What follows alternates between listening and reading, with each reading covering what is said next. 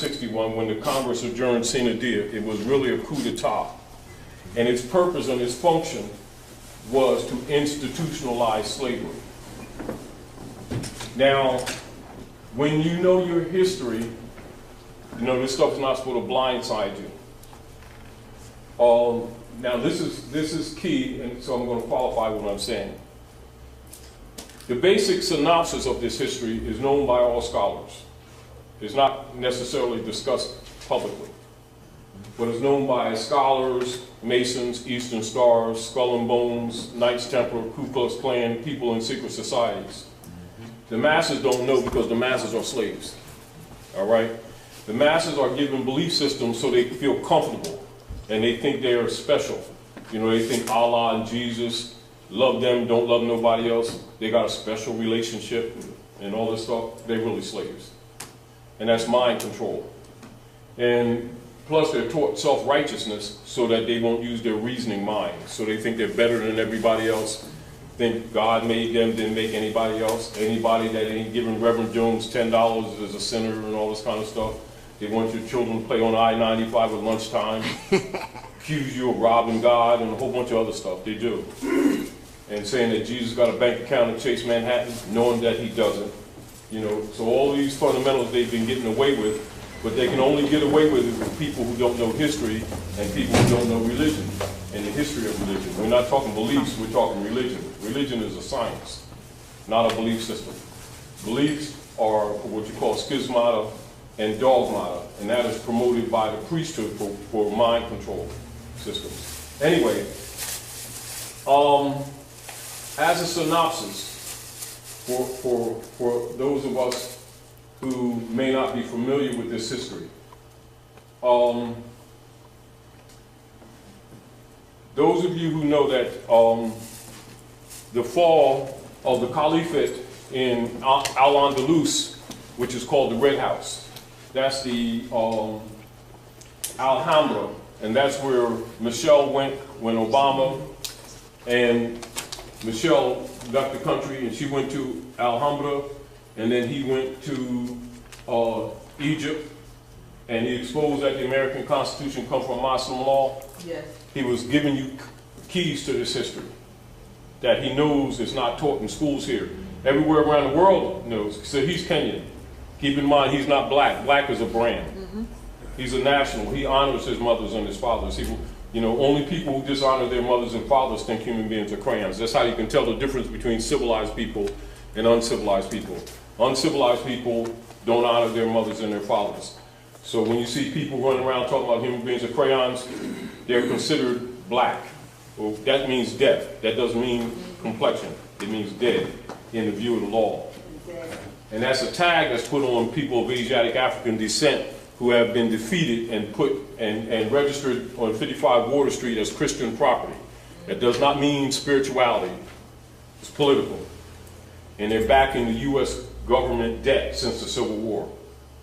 Now, the synopsis is to understand the history in order to understand how we got to where we are today. And we did this in a synopsis actually, and as we go along, we've been modifying it because we're recognizing that people have not been really studying. We've been telling people different aspects of the history for years, but when you talk to people in general, you'll see they'll have some ideas and they'll beat around the bush and be in the ballpark, but you see they're not really studying. So it's forcing us to be more detailed when we shouldn't have to be.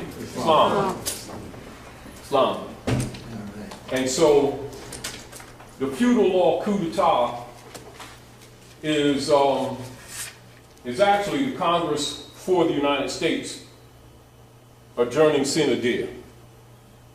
All right. Now, because Sister Delilah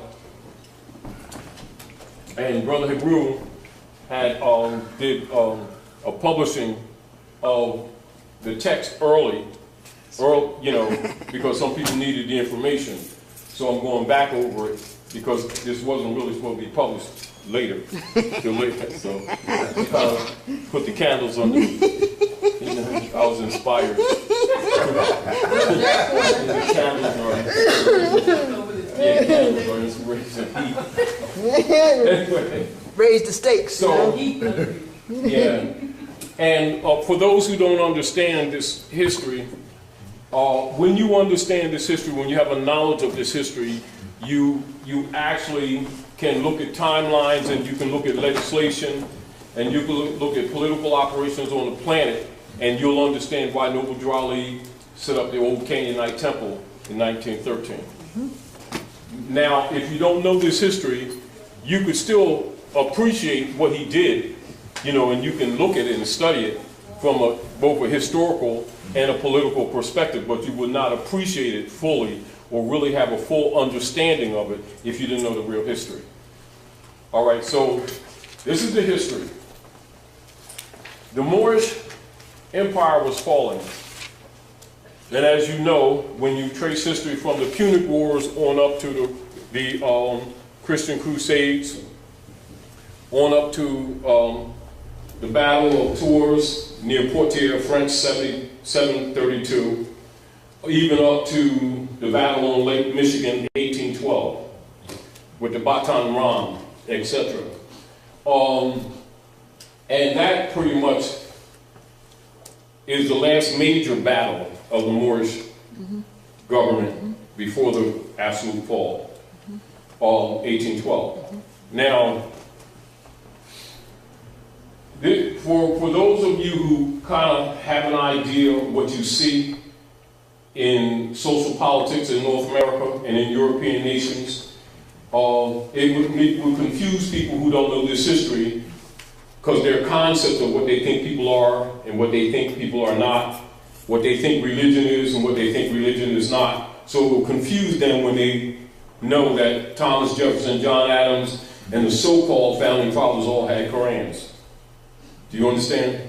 For those who don't know the history, because their concepts, the way they're trained, making them think that, you know, Christians got the Bible, Muslims got the Koran, Buddhists got the Vedas and stuff like that, you know, where the truth is all high priests have all the books. The only people that have single books are people who are under control. Are we clear? Yeah, that's what keeps, see, so they keep the masses divided against each other, sticking each other with toothpicks, talking about, I got the best God type thing. You know, in the name of love. They're the most hateful people you can find. Seriously, they're dangerous. Believers are dangerous. Yes, they are. They're very hateful people. Yes, they are. And very self-righteous, and very judgmental. And foul at the same time, doing all the dirty stuff they accuse everybody else of doing. But we need not go into that. The history supports that. However, getting back to the point, most people, except people in your higher degrees of your secret societies, don't know that the land is Morocco. They think that this land is the United States. They don't know that the United States is a private corporation registered in France. Masons know it. So the code in Masonry for North America, Northwest Africa, North Mexico is called, they refer to it as, themselves as, quote unquote, the keepers of the North Gate. That's the cosmological term for North America. So when you hear Masons refer to themselves, Shriners refer to as keepers of the North Gate, they're talking about the North Gate of the universe, land of the Moors. All right? That's why everybody that's in power must be a Mason or Eastern Star, even if they deny it publicly. They'll deny it publicly, know that they're Masons. That includes all your big-time ministers. Martin Luther King, Sullivan, Gray, all of them Masons. Jesse, all of them, while denying it, of course, on pulpits. And got a Moorish fez in secret, dressed in jewels that cost more than your clothes you got on your body. Do you understand what I'm saying? While pretending they don't know that these people are Moors. And so that's the Great Masonic Secret, is the people themselves. These people who think that they're black and green people, and doesn't matter what color you are and all that kind of stuff. You know, they're really registered on 55 Water Street as Christian property. They're stopped back in the United States corporation debt since the Civil War. All right? Now, so this, so whereas in the school systems, when the Congress adjourned sine die May the 10th of 1861, they refer to it as sine die for the masses, but the scholars, the professors, and the politicians, and the high priests all know that it was actually a coup d'etat, an overthrow. Are we clear? Yes. Clear.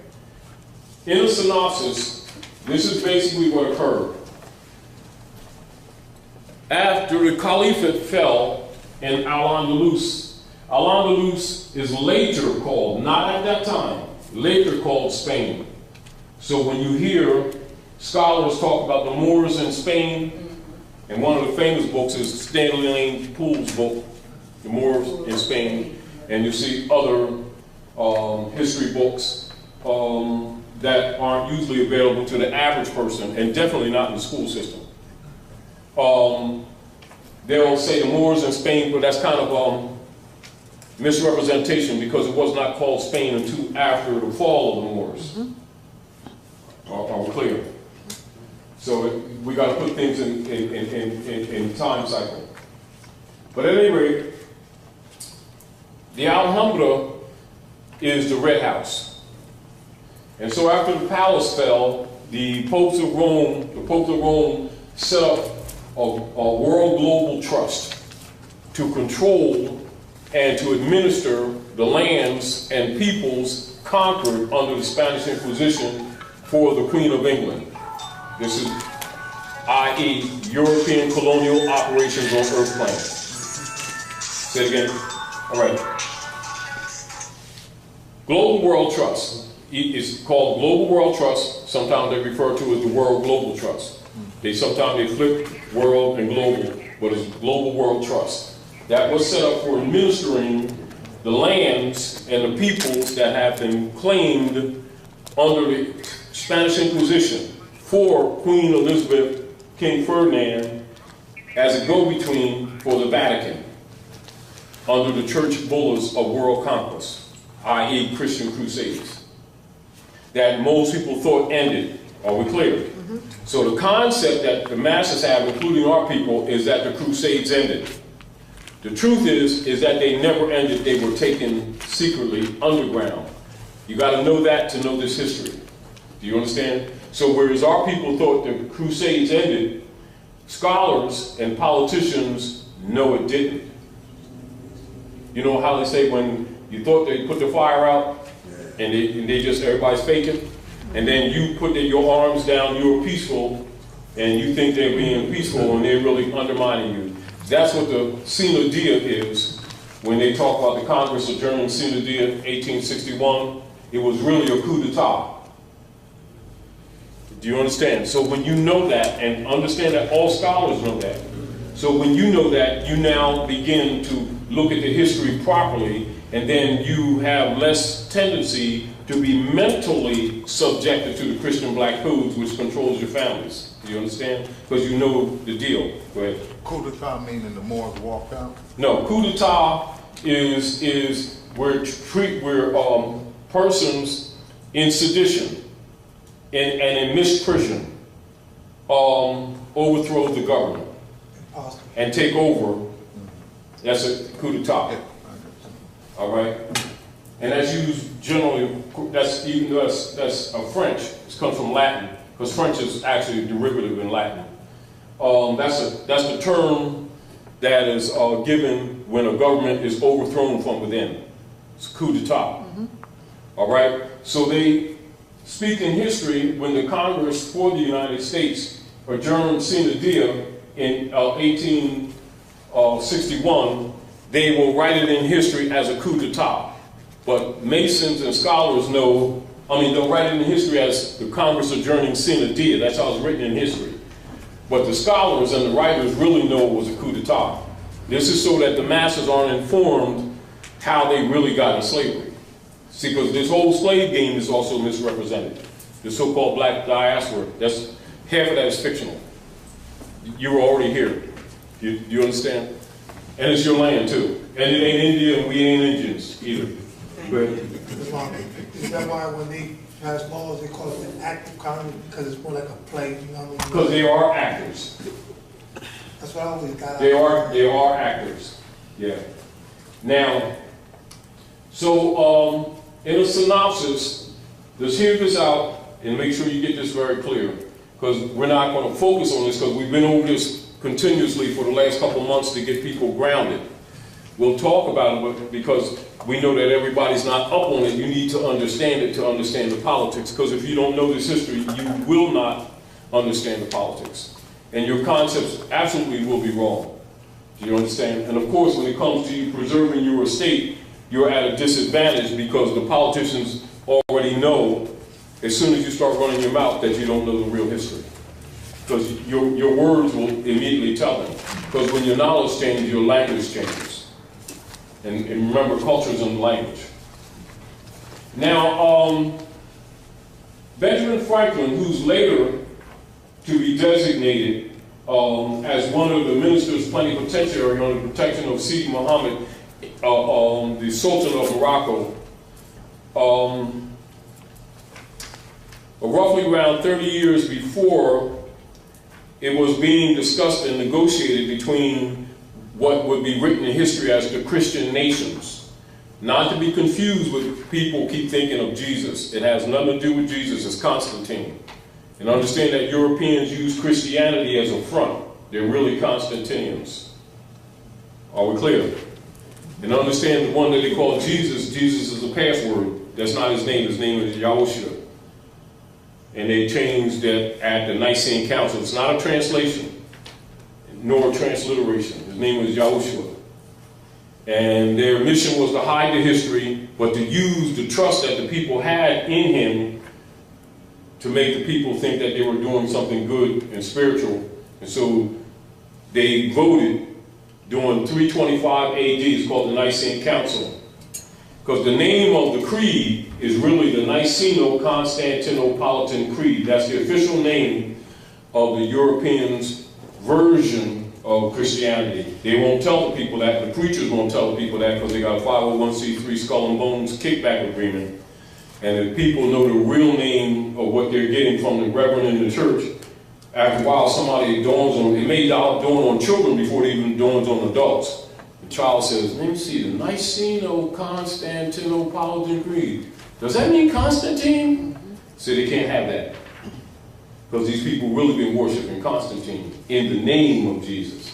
This is why we're not successful. And all you see is poverty, death, jail, broken families. And they're all talking about how saved they are. And all you see is destruction in the communities. Of course, it's hypocritical. And of course, they're claiming to love Jesus, but they're really worshiping Constantine and paying for their own slavery. Their own slavery.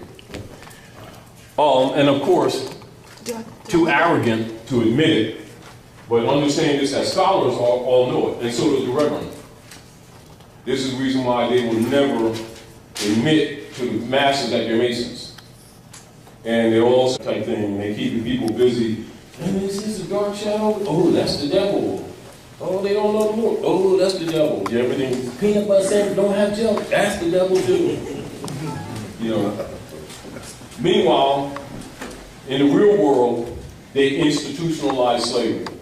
So, and this is what people need to know. You know how like when people keep saying slavery's been institutionalized, and if you ask them to give the record and show the record how it was done, they couldn't show you the record. They just talk about the system. The system did this, and the system did that. Name the system. They can't name, but they keep making these statements.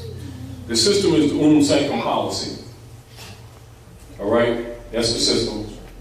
And the operation, the military operations to bring it into fruition is the coup d'etat of 1861. Are we clear? All right. Now, after the Moorish government was falling, they started negotiating and talking about making a treaty. And this is why the Treaty of Peace and Friendship, which Obama talked about when he went to Egypt, is the world's longest running treaty. Are we clear? Yeah. And the treaty supersedes the Constitution.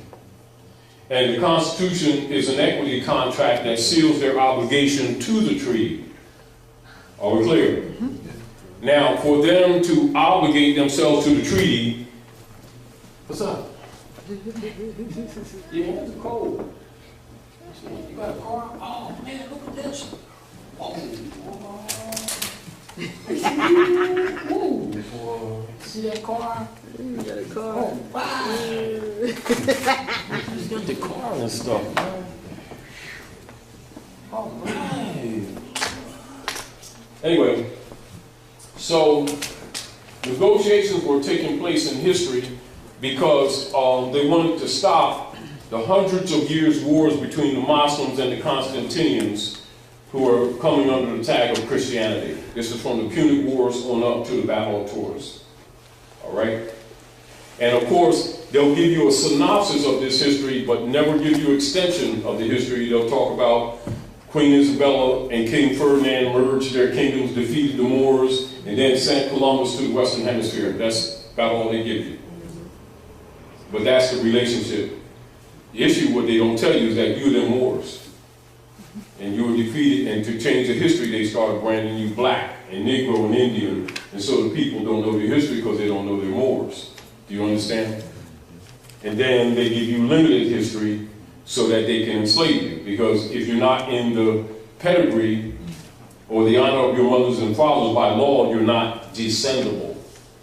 And this is another reason why the Europeans put their family names on us, because whatever we buy or sell with the mark or the number of that name, it's automatically state property. In other words, such persons are declared dead in the view of law, and they're called universally minorities and wards of the state. They have no heritability whatsoever. Now, logically, people who benefit from this paradigm are not going to tell the people the real history. That includes black leaders who get a 501c3 skull and bone kickback. This is why they promote crayons, you know. My aunt is green, and my father is black, and I got a light-skinned black leather coat, and it means Africa, and all that stuff. And people believe them, not knowing they're paid off to promote that paradigm. And it makes the people who accept those brands non-descendable. Now, say some of you, like the brother here, some of the younger brothers and sisters aren't aware, but some of those who you're older knew, say 5 generations ago, if you called our people black, you had a fight. Because they knew that you were stealing their birthright. But they've lost consciousness now, Islam, and now they think it's an identity and they're proud, not knowing that they're not descendable. In law, not descendable. So again, going back to point, without a knowledge of this history, logically you cannot correct the status. Because your arguments can be totally perfect, and if your status is dead, you have no claim of a state. This is represented in the most important slave case ever to come before the Supreme Courts of the United States, and is used as a pattern around the world. It's called the Dred Scott case, 1854, 1857. That's the most important slave case ever. And the issue is his status. Fake scholars will keep talking about racism, which is a diversion argument. The issue is status. All right? Claiming to be Dred Scott, which he's not. You can't transact business in another man's name and then claim liberties or rights. It doesn't exist. Because you must honor your mothers and your fathers. That's what the foundation of the common law is based in. So understanding that, again, let's go with a synopsis of the history. Now, Benjamin Franklin and others who were in the process of being chosen to be ministers plenipotentiary for negotiations of the treaty, that was being planned but not really finalized. I mean, they were still going through back and forth in small skirmishes and stuff, but it was clear that that's the direction they were going into. So he set up a service corporation in France called the United States Service Corporation. That service corporation, that's in 1754, was put in place to deal with the, what is called the enumerated powers or the services to the organic United States. That is the land of the Moors. And all of the states of the unions are required by law to have republican forms of government, as said in Article 4, Section 4 of the Constitution. And of course, you have the Treaty of Peace and Friendship, 1787, 86, 87. You have the Ordinance of 1787. And then you have the signing of the Constitution for the United States, 1788, 1789. And so it's important for you to understand that history in order to understand where you are today. Your economic problems, your political problems, etc., and also why our people are always at the doo-doo end of the stick. Because they don't know their birthright, they don't know their nationality, they don't know this is their land, and they don't know the politics. And they have never been taught religion. They've been taught dogma, which is counterfeit religion. And they've been given fiat, which is counterfeit, for money. All right? Not counterfeit money, counterfeit presented for money, or in place of money. And then color law, which is in place of jurisprudence. And this is pretty much what has been in operation at the North Gate. At the North Gate, pretty much what's been in operation. And so, again, you're here to get clear on those concepts so that other things that we talk about make sense to you. Because if you don't know this history, we can have discussions and it's interesting, but for the most part, it's over your head. And yet it is basic enough for a child to understand if a child knows the history. All right, so Benjamin Franklin set up Service Corporation 1754 in France to do the service contracts, usually referred to as enumerated powers. John Hanson, as we adopted the format for the operations in the North Gate, John Hanson, who was a Moor, 1781, they made the ancient seal for him. The ancient seal of the ancient Moabite nation is called the Great Seal. And that is the seal with the Eye of Horus on the top of it. If you go to the Library of Congress, they'll say it's the Eye of Allah. All right? And he's the only president that's ever used that seal. None of the hybrid presidents use that seal. The hybrid presidents only use the bird, the Roman bird. But you'll see both seals on the back of the note. All right? Now, moving up, and this is again why they will not teach in the John D. Rockefeller institutions that George Washington was the 9th president. They will always teach that he was the first in order to lock people out of the real history so they don't start putting the puzzles back together. So keep this in mind. Benjamin Franklin set up the United States Corporation Service Company in France. But we're going to jump ahead a little bit so that you can have a concept of the politics that you're dealing with today. Now, according to Moorish law, what's called fatwa, a member of the Bar Association could not hold an office in the United States. Are we clear? That's by law. It's called the Nobility Clause, which is the original article of Amendment 13 with its 20 sections, which they removed from the history books for children in school, but all scholars know it. And all Masons, Eastern Star, Skull and Bones, Kite Blues, all your secret societies have it, but the masses don't get it. Are we clear? And the Nobility Clause, the members of the bar could not hold an office in the United States because it comes from Muslim law. All right, because they are basically deputy knights for the popes of Rome under the Spanish Inquisition to overthrow all republics. That's their mission. Their mission is not to uphold the law. Their mission is to undermine it. Are we clear? That's why they could not hold an office. Now, understanding that put them in check. Lincoln, when Lincoln ran for the praetorship or the presidency, understand by law, he could not hold the office of the republic. So they ran him for president of the Service Corporation that controls the enumerated powers for the organic republic. Are we clear? All right. Understand that? Now, it didn't take too long for Lincoln to recognize they were also using him to undermine the republic. And so Lincoln went on a mission to save the Union. And this is where the story of the greenbacks come in, but they don't tell you all the story. All right? So Lincoln went about his business of bankrupting that platform that they ran him on that's registered in France, United States Corporation Company. He went on the mission to bankrupt it. Of course, that put a target on his back.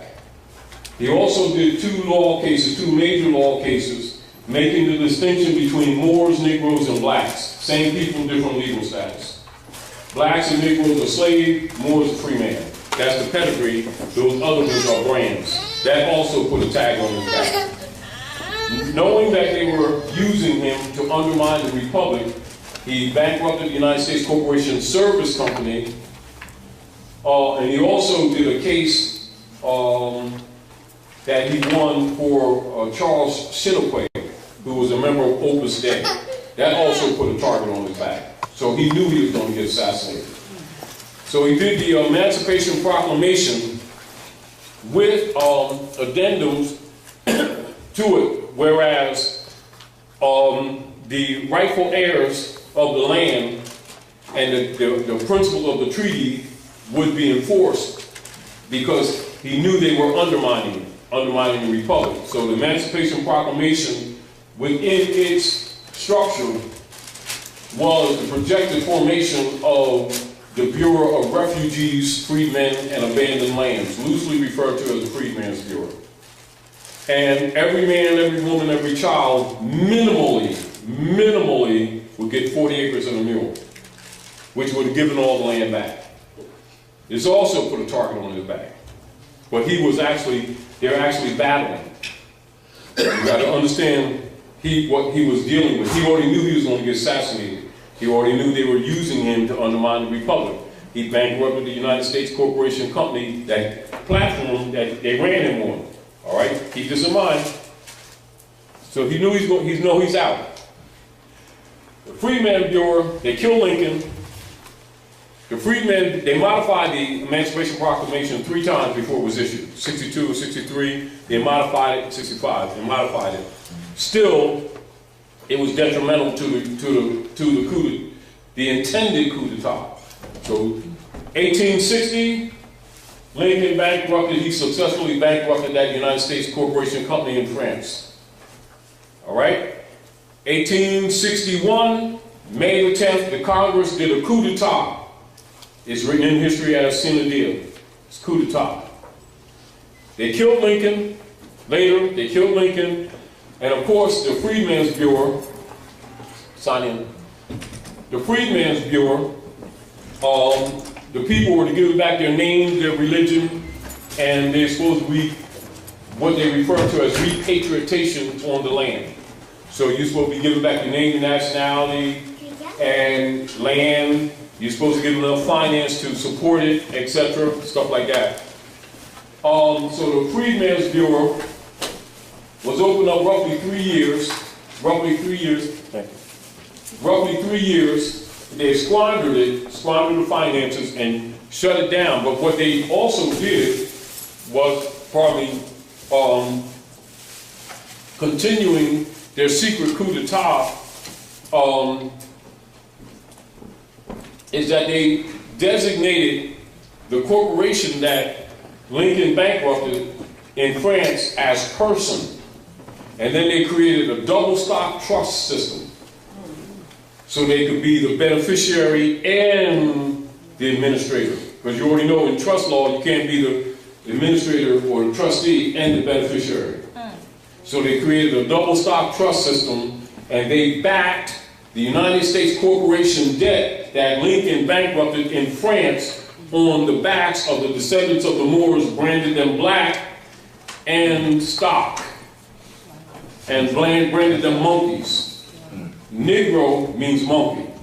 And then they paid the black ministers off to tell these people that Negro meant African people.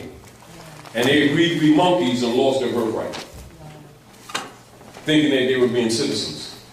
And they were really registered as stock to back the U.S. corporation's debt of bankruptcy that Lincoln bankrupted in France. All right? So now begins what is known as the shadow government. And so since 1861, The private corporation that Lincoln bankrupted, that was registered in France, has been impostered to the public as a country. This is where the fiction of the United States being a country has its origin. Are we clear? It's a private corporation that the masses think is a country. That began in 1861. All right? And so when you see our people keep calling the United States a country, you already know they're under the spell and that they don't know anything about their nationality and their birthright. Are we clear? Yeah, please silence your cell phones if you haven't already, please. All right, now, excuse me. So this begins the shadow government. And keep in mind, and the modification or the cover-up of the republic, which is the true agreement between the Moors and the Constantinians to stop the hundreds of years of wars between the Muslims and the Christians. That's what the United States Republic actually is. This is why those of you who are in the Moorish Science Temple and you look at the divine constitutional bylaws, and Joe Ali says, being Moorish American, you're part and parcel of this said government and must live the life accordingly. Yes. Because parcels actually means the land. Do you understand? Yes. And you're in agreement. That's the republic. So the republic was overthrown, and they created a fake, an imposter political platform. That platform is called the U.S. democracy. That began in 1861. It is an unlawful platform, it's a fraud, and an impostorship. It's really that corporation in France that Lincoln bankrupted.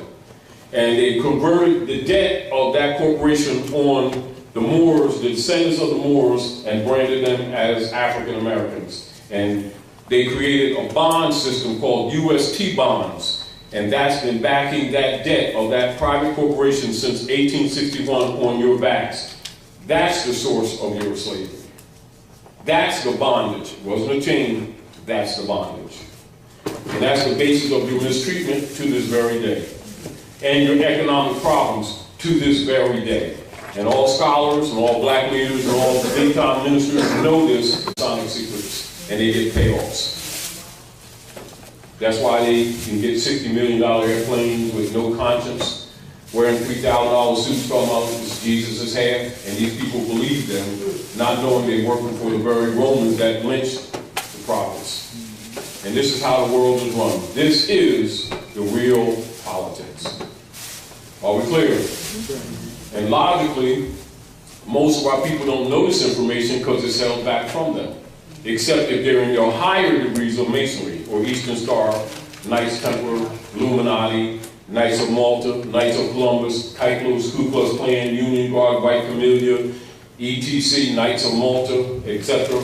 All those upper degrees know this history, and you're the only ones that's not giving this knowledge because you're the food. Do you understand? And this is why they prepared in fake scholarship that you were brought from someplace else to disconnect you from the land. Are we clear? All right. Collectively, that body of information is called the Great Masonic Secret. And then as soon as you get near that information, they start talking about devils so that you don't look at them, when it's really your history. Are we clear? And this is also why, for those who, again, this is redundant, for those who don't understand it, why anybody in power must be a Mason. They know that, but they don't necessarily know why. Do you understand what I'm saying to you? They see it and don't necessarily know why. And then if they ask, nobody talks. Or they start saying, oh, it's too deep for you. It's God. Don't question the word of God. And people get starry-eyed and everything. They go into a stupor. And then they take their lunch money and give Jesus a He never gets it, though. But, you know, but. And it's worked. It really has worked for quite some time. It still works, too. Say again. People keep sending their money. Got to speak louder. People keep sending them their notes to charities when they tell you that they only give 1% of whatever it is that they get to a charity. So If that. taking care of the family, right? If If that. If that. But people See, this is what has happened. People, they won't admit it, but people pretty much know they're hypocrites. But when you have a bunch of hypocrites together, they feel good about themselves, so they feel comfortable. Yeah. They know daggone well that them little babies, where they got flies all around, they don't ever get fed. And I mean, we don't even need to go into that. And so the people keep on funding these institutions, knowing that children don't get no finance, no poor people get it in Haiti and whatever else. But since they're believers, that's what they deal with. And then they feel good for them. They throw, Allah around and Jesus around like passwords, and they feel good about themselves. And the miseries of the world continue while they be hypocrites, which they absolutely are.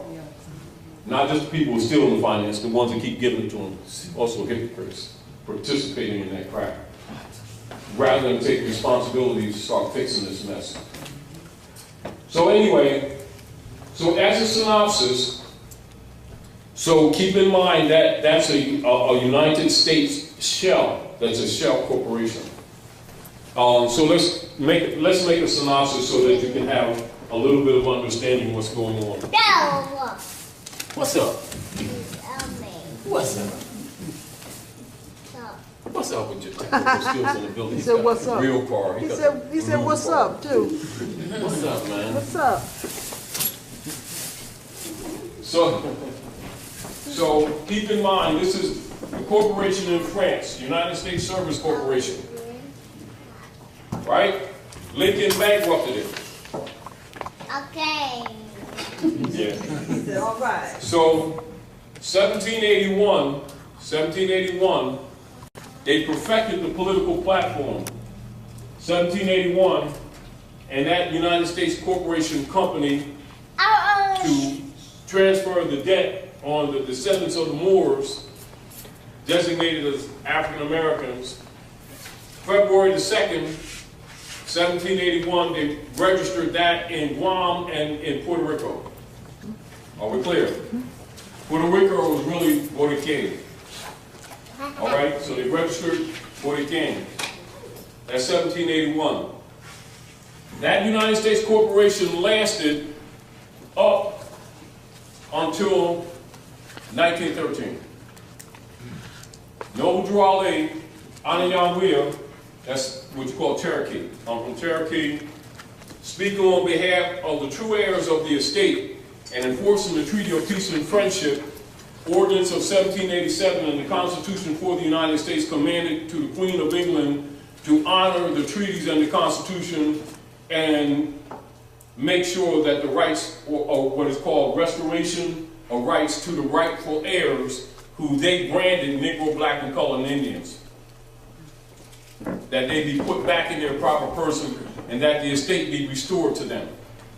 So we set up what's called the Old Canaanite Temple to start the processes of teaching the heirs to the world's largest estate of their heirship. Meanwhile, they think they're black and Negro and a whole bunch of other things, and they're really Moors. So now you got heirs to the world's largest estate, don't know who they are, don't honor their mothers and fathers, they're declared non-descendable, they think human beings are crayons, and they're transacting business in Europeans' names, which makes them non-heritable. Meanwhile, the Europeans living off their virtues. So in 1913, Drew Ali sets up the Old Canaanite Temple to start the processes of enforcing the original organic constitution and treaties. All right, that's 1913. Woodrow Wilson meets with the Jesuits of Jekyll Island, Georgia, and representatives of the Banks of England, and sell the government in order to undermine Noble Drew Ali's action, 1913. All the lands of the Moors in North America was held under what is known as aboriginal titles. So write that down. Aboriginal titles / allodial title, allodium. Are we clear? All properties held in allodium. Are we clear?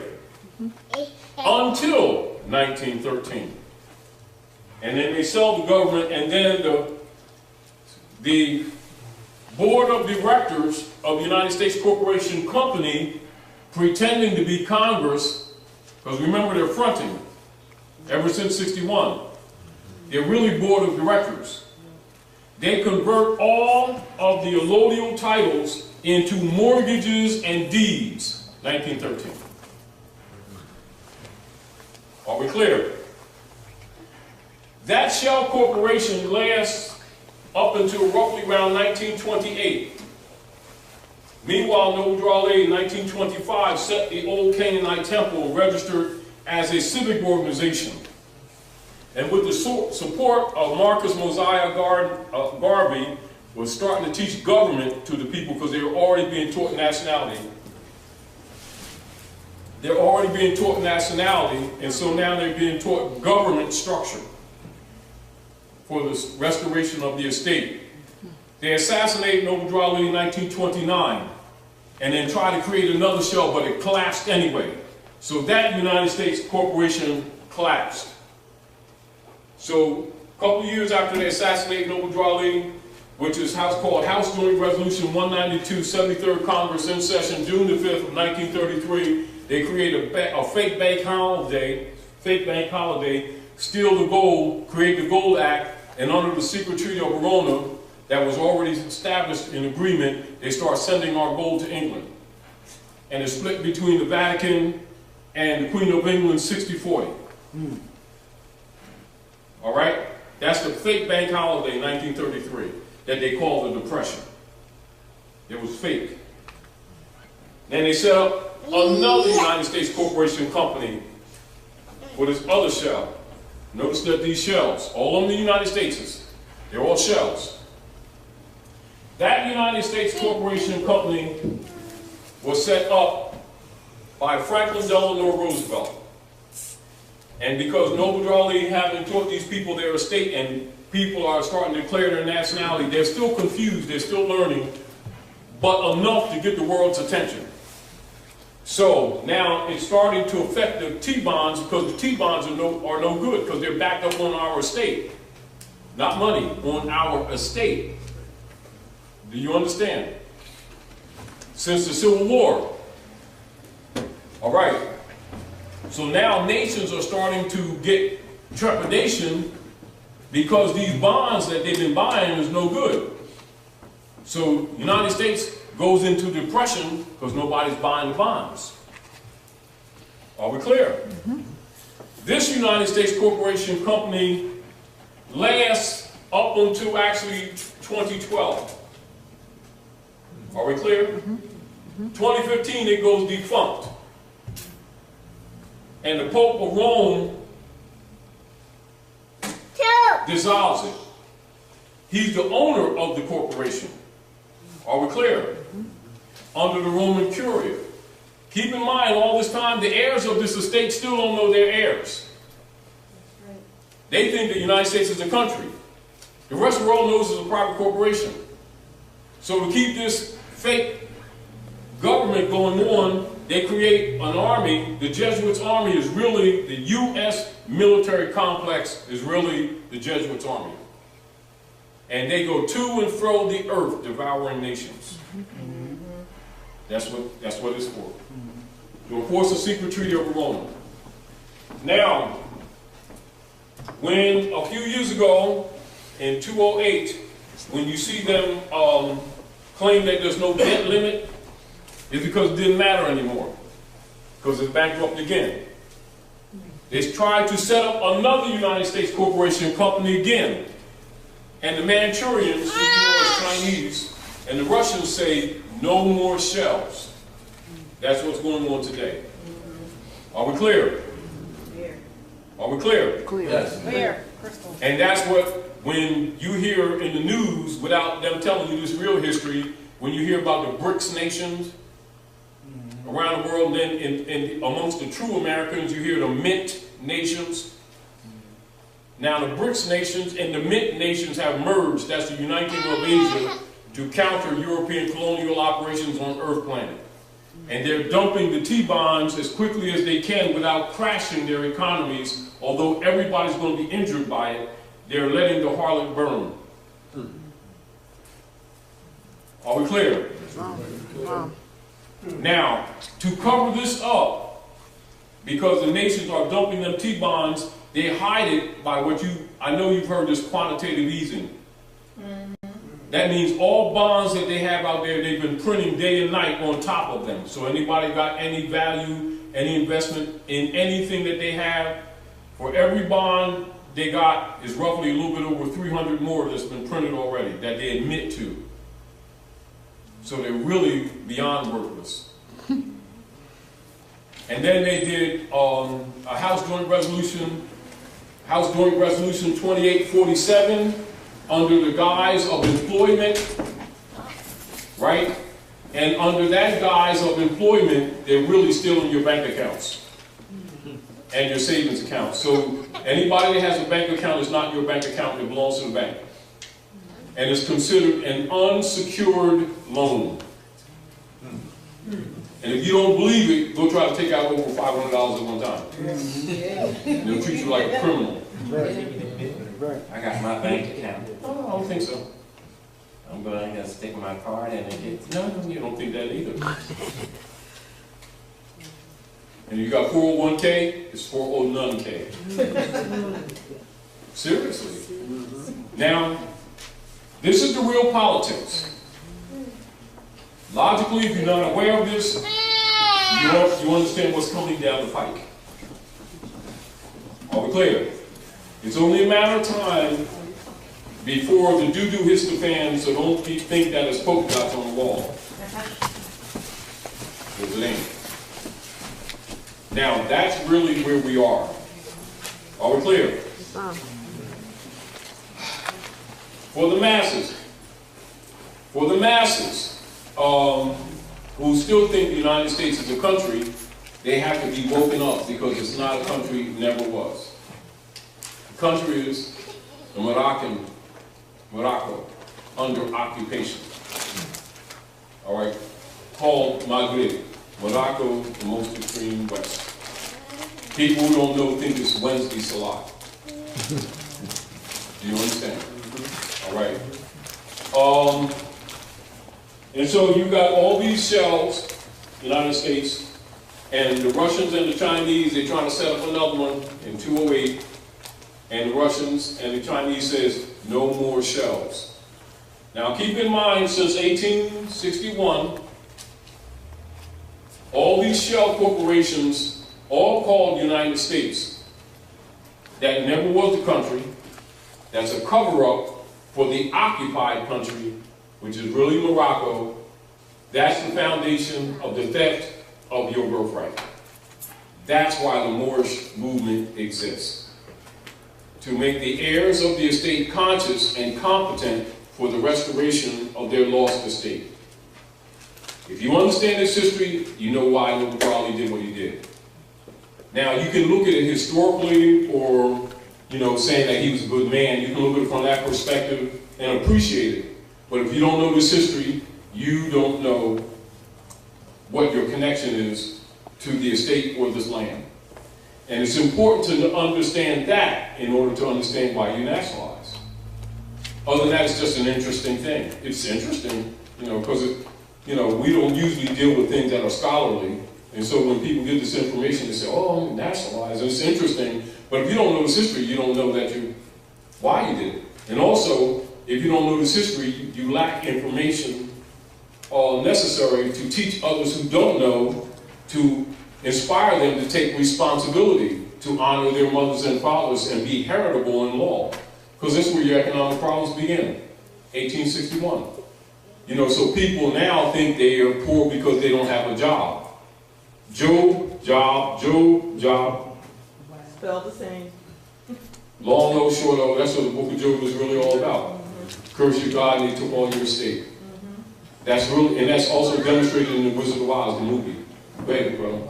Earlier you mentioned about China and Russia, but you didn't distinguish. You said China and Russia, whom they were stopping from setting up the... No, listen. You got to understand. That's why I gave you the history. Right. To cover up the bankrupted United States Corporation Service Company in France that Lincoln bankrupted. that debt is put on the Moors estate, you're under occupation. That corporation company has been used as a shadow government and has been taught to the masses that it is the country. This is where people who have been educated under the John D. Rockefeller order think that the United States is a country. They think it's the land because they've been trained like rats. Do you understand? They think they've been educated. They've been dumbed down. They don't know this is their estate. They think they were brought from someplace else on sardine ships. That's their training. Are we clear? It never dawns on them that they're never deported. They just build jails or kill them on the street. And they ain't figured it out yet. Yes. So it's like that. Because they're convinced that they came from some, in other words, they're suffering what is called cognitive dissonance and disassociation. They're disassociated from their own estate. They're disassociated from the names of their forefathers. They're disassociated from the religions of their forefathers. They think they're Constantinians under the title Christian. They're funding their own enslavement. They think the Reverend loves Jesus. He got a 501c3 skull and bones agreement with the Vatican and living quite comfortable at their expense. They really don't know the history and they don't know themselves. And when you bring them this history, they think you're trying to convert them away from Jesusness. They don't even know that J is not even used in language until the 1700s, solidly. Introduced in the 1500s, not used solidly. Jesus is a password. Now, all scholars know that. Do you understand? But people who don't have scholarship don't know that. They don't know that the one they call Jesus, his name is Yahushua. Do you understand? But anyway, that's the factual scenario of the politics on planet Earth. Not just here, on planet Earth. Are we clear? And all nations on the earth are subject to that except a couple. And they almost covered it all except that the Manchurian said no more. This is the politics that you're seeing take place now in the world. Meanwhile, the heirs to the estate, most of them, not all of them, still think that human beings are crayons. So now you have the world's heirs to the world's largest estate, adults, not children, that think human beings are crayons, makes them not descendable. They honor not their mothers and fathers. They only honor the European. They call him Great White Father, which means sovereign. They think it means complexion. Then he exercises the sovereignty under his corporate entity, pretending to be the government, and they keep calling him the government, and they keep calling him American. He's European, but the heirs keep calling him American, giving up their birthright. And so this is where we are right now. Meanwhile, the world's economy is collapsing, and they're still playing crayons. This is where we are politically. Are we clear? It has to be corrected. Meanwhile, the Europeans are trying to kill them off before they wake up, because he's got to go back to England, Ireland, France, because that's their own. Do you understand? And they've gotten comfortable in the North Gate. Are we clear? Here we are today. This is what your nationality and nationalization as a political operation has its nature, root, and purpose and function. Are we clear? All right, that's your history. All right? That history in a synopsis, and there's more to it, but in a synopsis, that general history, the knowledge and philosophies that surround it, the history is codified, told in signs, symbols, and allegorical stories, and designated universally as the study of mother and son, symbolized as Isis and Horus on her knee, and the Constantinians duplicated it with an image of what they call earth and sun, Mary and Jesus. The study is called Ma and Son Study, or Masonry. Masonry is Islam. Do you understand? That's why all of their signs and symbols are Eastern. That's why the founding fathers have Moorish fezzes and don't talk. Are we clear? That's why Jefferson and all of them have Korans. They're not scooped up, they're running your imperial divan. Are we clear?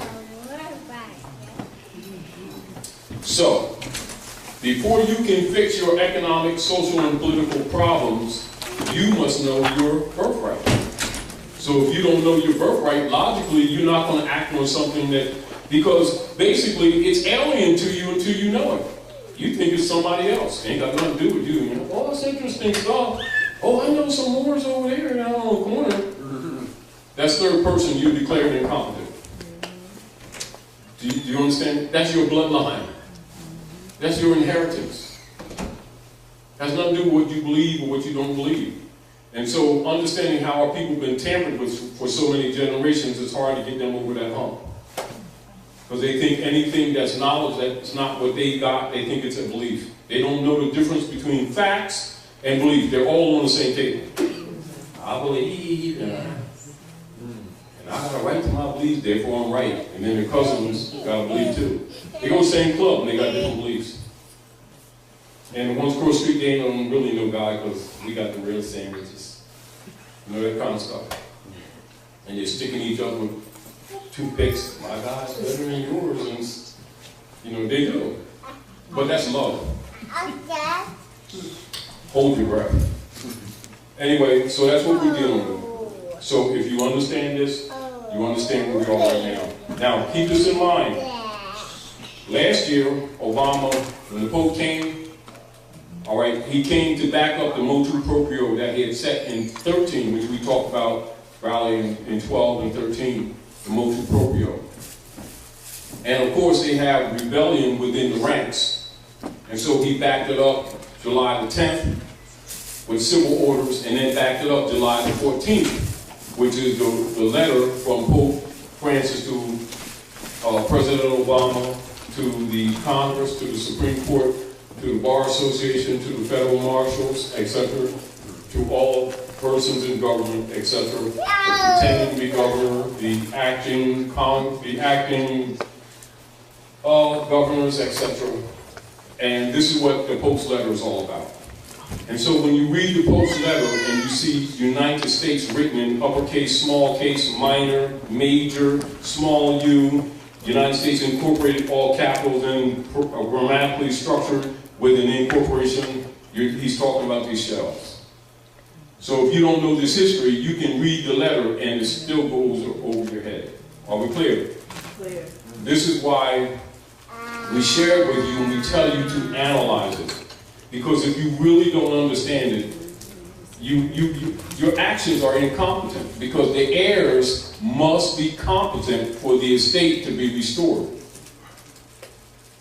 Because in the state law, if you have an heir to any estate that demonstrates that they're out to lunch, the estate cannot be lawfully transferred. And so it gives him mandate. This is why he's willing to pay so-called black leaders 501c3 skull and bones kickback to keep black Negro stuff going on, marching the people all around the place. You are somebody. No, they're Moors. These guys got fezzes in secret. Why don't they tell these people the truth? A few pieces of slugs, because they don't even get silver. It's true. For a few slugs, they sell on their people out. But by the people not knowing this history, they don't know because they're caught up in emotionalism, whether they like these guys or not. He got a tight suit on. See, Hattie cost $3,500, and that's the cheap suit. And he flew in on that $60 million plane that we bought him for Jesusness. And this is where our people, their mentality is at. That's where their mentality is. Not knowing that these people are COINTELPROs. But if you know this history, it doesn't matter what anybody claims to be or not, whether they're atheist, Christian, Muslim, Jew. If you know this history, they can't play it. They're not coming in your community and have you marching all around like a fool, asking for rights. Your command is to enforce the Constitution and the treaty. Now, that synopsis then look at what Noble Drawley did, and you'll understand the Moorish Divine and National Movement. In a synopsis, there's your foundation. All right? There it is. And anyone in power already knows this. This is what gives them the upper hand on you. This is, again, why you see other nationals who come to North America have a tendency to not exactly respect so-called black people. They're looked at as traitors and in dishonor. They think somebody don't like their complexion.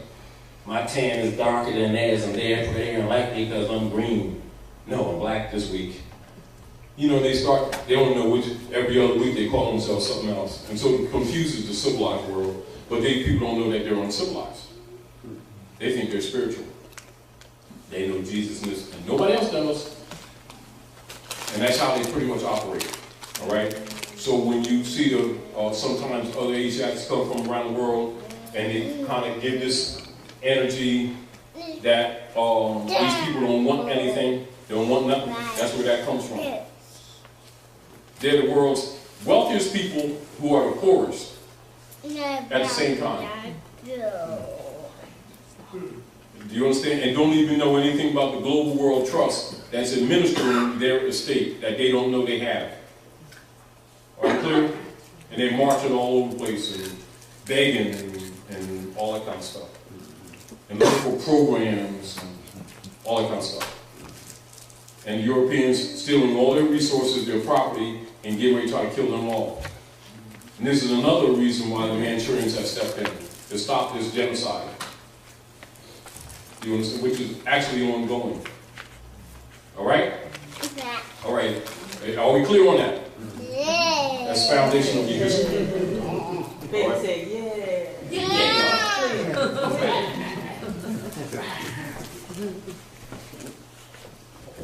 So anyway, so this is a synopsis.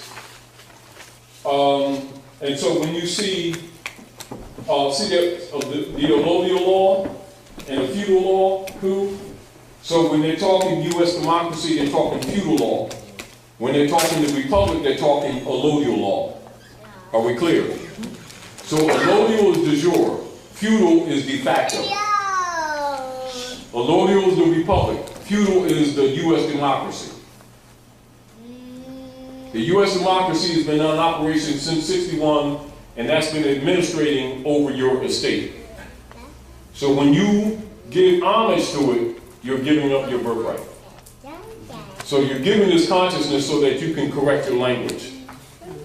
Are we clear? Because every time you call him white man, you just call him sovereign. So don't get angry when he acts like a sovereign. Call him who he is. He's European. Are we clear? All right. The legitimate government is the republic, not the U.S. democracy.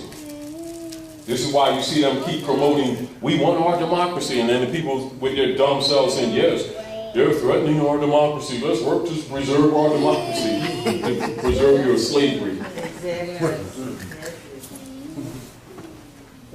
So, when you understand that, you understand, again, and this is a synopsis, the Clearfield Doctrine, and why the Clearfield Company in Philadelphia won that suit against the United States Corporation. Although they don't go into this history, you'll understand it once you understand this history. And this is important, and we remind people not to hesitate to use the Clearfield Doctrine in any argument in law that you have relative to foreclosures or anything else, so-called fake debt, credit companies, credit card, third party, interlopers, etc. Stare decisis issue is Clearfield Doctrine, all right?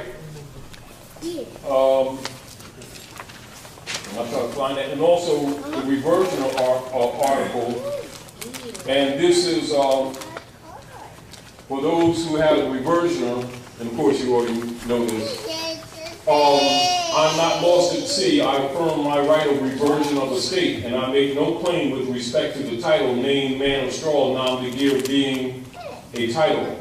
And I surrender and assign any and all reversionary interests to the United States and subsidiaries for full acquittance, discharge, settlement, and closure of my reliance, Title 12, United States Code 95A, Part 2, and I assume no liabilities or debts whatsoever, and I do not consent to stand as surety for any point, moment in time. If you understand this, it's because you understand that history I just gave. So if they ever make claim on you or your property or anything, the synopsis of this statement covers your position. Are we clear? Because whenever you walk into any of those private tribunals, understand they're not really courts. They're human trafficking venues. And they're holding you as surety. And so you tell them, because this is back to them converting that debt of that United States corporation company on you since '61. That's what that's all about. That's where the public and the private argument comes in when it comes to the strong man transmitting utility UCC commercial operations of human trafficking, where you are the stock. All right? And also where the mortgages come into play since 1913, where the contract is dead and you're the pledge. Are we clear? So this is for you to understand these things so that you can think for yourself. Because if you understand this, a lot of questions that might arise, you will answer them yourself. Go ahead, sis. Mike.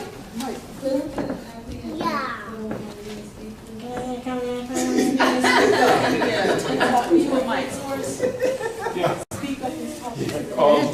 Actually, this is a book, and it's in editing, and you will see Brother Nagu for this in short order. Okay, All right, in short order. thank you. All right, and so he's say it again. Clearfield, No, that's Clearfield is just in it.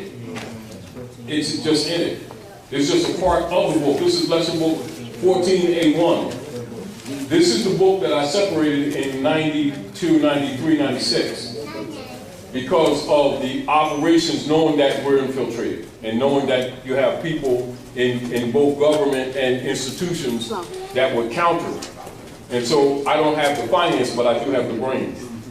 So I separated it so that they could be caught later. Do you understand? Because they control the economics and institutions. So 14A, this book here, see this book? Hold this book up. Hold this. That's a synopsis. That's still being kept. Pull this up. That's the first part. CMA Certificate AA 222141, more civic relations. This is actually the other half that I separated in 96. And also that's the one that other people use to start stuff like, say, Dr. York used this one. And he used 3 paragraphs from Agent Nuwabi Wars. And other people have used that. But I already understood a lot of times this stuff would be misused and that you got forces against you that you don't know. So they're all dark priests. So not everybody uses it as dark priests, but you have to understand this is the real history. It's not in their interest for you to know this. So I separated it. And so I'm going to republish the next half now. That's because they jumped the gun and did it anyhow. Anyway, so that's what this is. This is the other half to that book that was published in 1996. All right?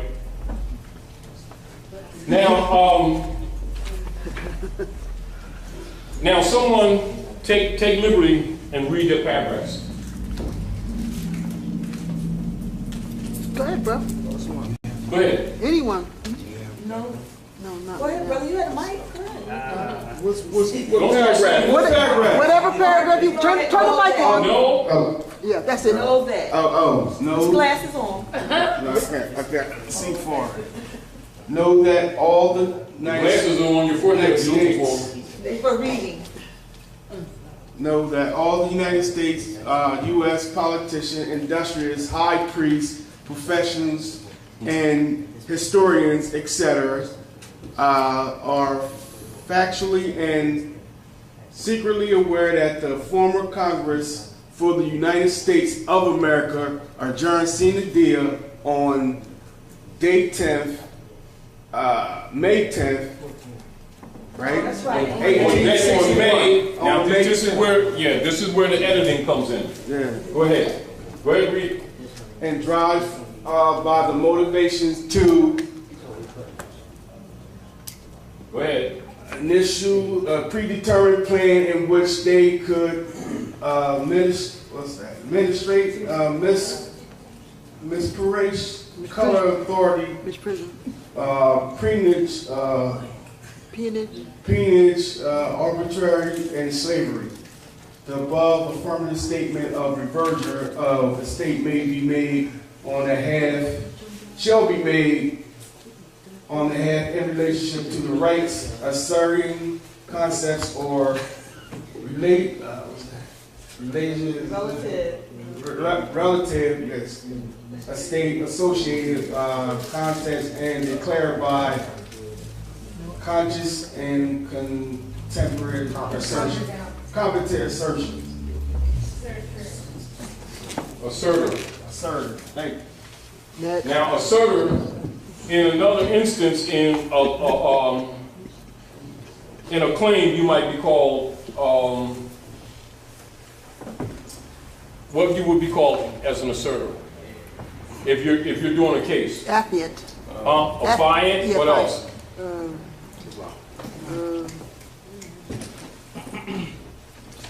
P. Islam. What's the opposite of a defendant? Huh? Yes, Plaintiff. plaintiff. All right? So that's associated, except that your asserter is you're just making a claim. In other words, you ain't going through all the BS, you're rightful heir, making a claim. All right? Now, but I'm going to go down and keep in mind what we just went over, right? And then let's look at Clearfield doctrine. And understand that the Clearfield case is a case in Pennsylvania, and this is where someone stole a check from someone that worked at the Mint in Philadelphia and cashed the check. It was about $20.24. And the United States went after the Clearfield Trust Company for cashing that check. And Clearfield Trust Company sent representatives to represent their corporate entity, and they won the case. Why did they win the case? Of this history that I just told you. That is not spoken of openly in the case, but that's the basis. So the Clearfield Company is essentially saying to the United States Corporation Company, y'all fool them dummies who think human beings are black. That's them black codes for them niggers. We ain't taking the hit. We gonna fight you on principle for that $20.24 check. $24.20. 20 cents? $24.20? Thanks for the correction. That's how people study. You can tell he's the one that edited the book.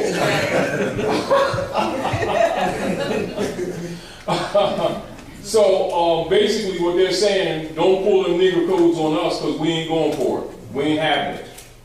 But now keep in mind, when people are having economic problems with the banks, etc., like that, those who really know this history will use the Clearfield doctrine, which is stare decisis, as a defense, and it's a valid defense, even with a traffic ticket. You know what I mean? And there's another reason why we emphasize this history and this law, because history and law goes together. And due to the operations that have been taking place lately, we find ourselves having to go over this operations redundantly. But we want you to be grounded in this so that other information that we may talk about makes sense to you. Now here's the Clearfield Trust Company. Now notice this, Clearfield, now this is 1942. Those of you who know the operations of jurisprudence at North America know that they've been using the Tracy versus Railroad case as a basis of blocking people from using common law process to deny people due process. The Clearfield case took place in 42, and their own greed undermined them because they actually exposed themselves. Are we clear? So again, keep that in mind when you're looking at this, because we're not going to go through the whole detail, but understand this. Governments descend to a level of a mere private corporation and take on the characteristics of a mere private citizen, where private corporate commercial paper, Federal Reserve notes, FRNs, and securities, which are checks, is concerned. For purposes of suit, such corporations and individuals are regarded as entities entirely separate from government. So what they just told you, that United States Corporation Company that Lincoln bankrupted in 1860, and where they've been fraudulently claiming it to be a country and converting its debt on you since the Civil War, is a fraud, and they ain't having it. This is how they've been screwing you for all these generations. Are we clear? Clear. They've been screwing you for all these generations, and all scholars knew it and know it. That includes all the politicians, all the councilmen, all the big-time reverends. All of them knew it. And all of them been getting kickbacks, and this is why this thing has worked so well. And then, of course, it's so well-grounded, people keep saying, oh, this can't be, and that's conspiracy. Yes, well, it is. So get over yourselves and grow up. Islam, good brother. Islam. That's why when I was, you know what, when you say that, I kind of think back to the elections we just had, and as he was going into office. No, it's not an election we just had. We didn't have an election. The election that they had, you know, the United States had. Now, this is what must be understood. For the coup d'etat. Why are we giving you this information? For you to start correcting your language. It is not we. You ain't a part of it. That's a private foreign corporate entity registered in Boriquén, in Puerto Rico, that was bankrupted in 1860 by Lincoln, which was registered in France. That's been, its operatives and owners have been impostoring it as the government, which it is not. They've been impostoring it as the country, which it is not. They needed for you to keep calling. You say we, you've accepted the debt. Soon as you say my, you've accepted the debt. Quote unquote, the keepers of the North Gate. That's the cosmological term for North America. So when you hear Masons refer to themselves, Shriners refer to as keepers of the North Gate, they're talking about the North Gate of the universe, land of the Moors. All right? That's why everybody that's in power must be a Mason. Or you can start, even if they deny it publicly. They'll deny it publicly, know that they're Masons. That includes all your big-time ministers. Martin Luther King, Sullivan, Gray, all of them Masons. Jesse, all of them. While denying it, of course, on pulpits. And got a Moorish fez in secret, dressed in jewels. That cost more than your clothes you got on your body. You understand what I'm saying? While pretending they don't know that these people are Moors. And so that's the Great Masonic Secret, is the people themselves. These people who think that they're black and green people and doesn't matter what color you are and all that kind of stuff. You know, they're really registered on 55 Water Street as Christian property. They're stopped back in the United States corporation debt since the Civil War. All right? Now, so this, so whereas in the school systems, when the Congress adjourned Sine Die, May the 10th of 1861, they refer to it as Sine Die for the masses, but the scholars, the professors, and the politicians, and the high priests all know that it was actually a coup d'etat, an overthrow. Are we clear? Yes. Clear. In a synopsis, this is basically what occurred. After the Caliphate fell in Al-Andalus, Al-Andalus is later called, not at that time, later called Spain. So when you hear scholars talk about the Moors in Spain, and one of the famous books is Stanley Lane Poole's book, The Moors in Spain, and you see, is actually the Congress for the United States adjourning sine die. All right. Now, because Sister Delilah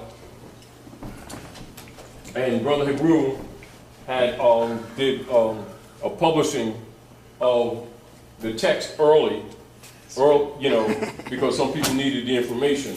So I'm going back over it because this wasn't really supposed to be published later, till later. So I kind of put the candles on the, you know, I was inspired. The candles are inspiration. Anyway. Raise the stakes. So, yeah. And for those who don't understand this history, when you understand this history, when you have a knowledge of this history, you actually can look at timelines, and you can look at legislation, and you can look at political operations on the planet, and you'll understand why Noble Drew Ali set up the old Canaanite temple in 1913. Now, if you don't know this history, you could still appreciate what he did, you know, and you can look at it and study it from both a historical and a political perspective, but you would not appreciate it fully or really have a full understanding of it if you didn't know the real history. All right, so this is the history. The Moorish Empire was falling. And as you know, when you trace history from the Punic Wars on up to the Christian Crusades, on up to the Battle of Tours near Poitiers, French 732, even up to the Battle on Lake Michigan, 1812, with the Baton Rouge, etc.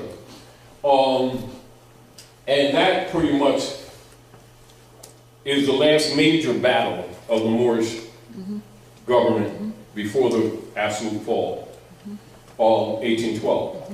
Now, for those of you who kind of have an idea of what you see in social politics in North America and in European nations, it would confuse people who don't know this history, because their concept of what they think people are and what they think people are not, what they think religion is and what they think religion is not. So it will confuse them when they know that Thomas Jefferson, John Adams, and the so-called founding fathers all had Korans. Do you understand? For those who don't know the history, because their concepts, the way they're trained, making them think that, you know, Christians got the Bible, Muslims got the Koran, Buddhists got the Vedas and stuff like that, you know, where the truth is all high priests have all the books. The only people that have single books are people who are under control. Are we clear?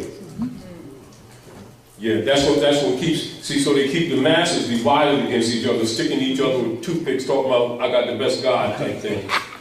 You know, in the name of love. They're the most hateful people you can find. Seriously, they're dangerous. Believers are dangerous. Yes, they are. They're very hateful people. Yes, they are. And very self-righteous, and very judgmental. And foul at the same time, doing all the dirty stuff they accuse everybody else of doing. But we need not go into that. The history supports that. However, getting back to the point, most people, except people in your higher degrees of your secret societies, don't know that the land is Morocco. They think that this land is the United States. They don't know that the United States is a private corporation registered in France. Masons know it. So the code in Masonry for North America, Northwest Africa, North Mexico is called, they refer to it as, themselves as, quote, of the Caliphate in Al-Andalus, which is called the Red House. That's the Alhambra, and that's where Michelle went when Obama and Michelle left the country, and she went to Alhambra, and then he went to Egypt, and he exposed that the American Constitution comes from Muslim law. Yes. He was giving you keys to this history that he knows is not taught in schools here. Everywhere around the world knows. So he's Kenyan. Keep in mind, he's not black. Black is a brand. He's a national. He honors his mothers and his fathers. He, you know, only people who dishonor their mothers and fathers think human beings are crayons. That's how you can tell the difference between civilized people and uncivilized people. Uncivilized people don't honor their mothers and their fathers. So when you see people running around talking about human beings with crayons, they're considered black. Well, that means death. That doesn't mean complexion. It means dead in the view of the law. And that's a tag that's put on people of Asiatic African descent who have been defeated and put and registered on 55 Water Street as Christian property. That does not mean spirituality. It's political. And they're back in the U.S. government debt since the Civil War. Now, the synopsis is to understand the history in order to understand how we got to where we are today. And we did this in a synopsis actually, and as we go along, we've been modifying it because we're recognizing that people have not been really studying. We've been telling people different aspects of the history for years, but when you talk to people in general, you'll see they'll have some ideas and they'll beat around the bush and be in the ballpark, but you see they're not really studying. So it's forcing us to be more detailed when we shouldn't have to be. Islam. And so the feudal law coup d'etat, 61, when the Congress adjourned sine die, it was really a coup d'etat. And its purpose and its function was to institutionalize slavery. Now, when you know your history, you know this stuff is not supposed to blindside you. Now this is key, and so I'm going to qualify what I'm saying. The basic synopsis of this history is known by all scholars. It's not necessarily discussed publicly, but it's known by scholars, Masons, Eastern Stars, Skull and Bones, Knights Templar, Ku Klux Klan, people in secret societies.